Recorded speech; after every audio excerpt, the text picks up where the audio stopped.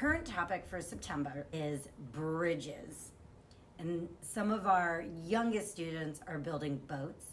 Our middle grades are building bridges out of popsicle sticks. And our oldest students in the school are actually starting in reverse. They're looking at images of bridges, and I'm taking them through some thinking routines that come from Harvard's Graduate School of Education Project Zero.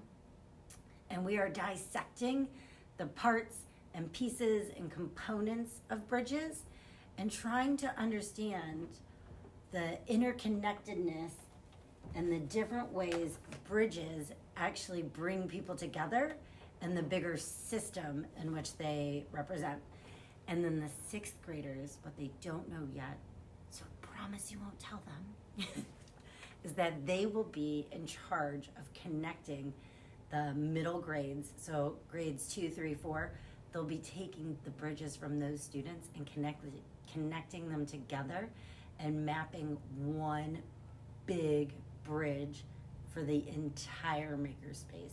So hopefully we'll be able to connect the room from one end to the other. All right, so thank you so much for joining me.